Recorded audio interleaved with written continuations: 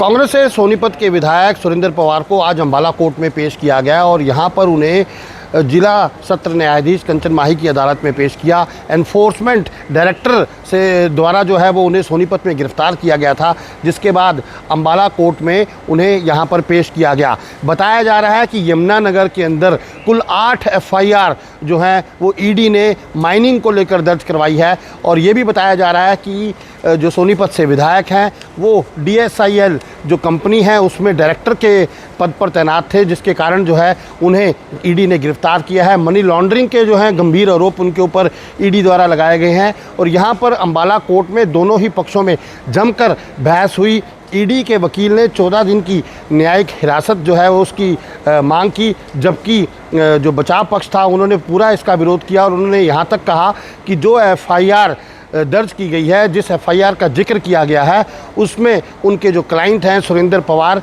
उनका नाम नहीं है। उन्होंने ये भी कहा कि सुरेंद्र पवार जो हैं वो 2013 में ही रिज़ाइन दे चुके थे डायरेक्टर के पद से और अब उनका कोई लेना देना नहीं है। लेकिन ईडी के जो एडवोकेट थे उन्होंने इस पूरे मसले के ऊपर जिरा की और ये कहा कि 2019 में अंदर जब चुनाव से पहले जो एफिडेविट इन्होंने जो पेश किया उसके अंदर इन्होंने कहा कि इनका 9% शेयर है, ये इन्होंने खुद माना और उन्होंने ये कहा कि इनकी अकाउंट्स डिटेल के अंदर भी कुछ पैसे जो हैं वो आए हैं। बाकायदा इन सारे तथ्यों को लेकर कोर्ट के अंदर काफ़ी लंबी बहस चली, जिसके बाद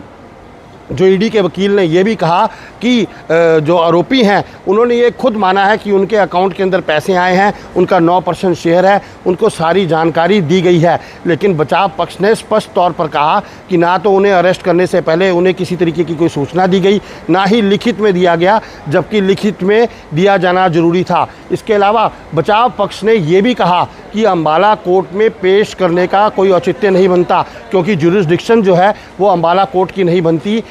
क्योंकि ये सारा जो मसला है वो यमुनानगर का है और इस मामले के जो तार है वो गुड़गांव से जुड़े हुए हैं। ऐसे में अंबाला कोर्ट में पेश करना भी जो है वो एक बड़ा सवाल है, जिसके ऊपर बहस करते हुए ईडी ने कोर्ट के समक्ष रखा कि ईडी के तरफ से जो है वो 6 ऐसे ज़िले हैं जिनकी जुरिस्डिक्शन अंबाला कोर्ट में बनती है, इसीलिए अंबाला कोर्ट में पेश किया गया है। काफ़ी लंबी बहस के बाद, सभी दस्तावेज़ों को देखने के बाद फ़िलहाल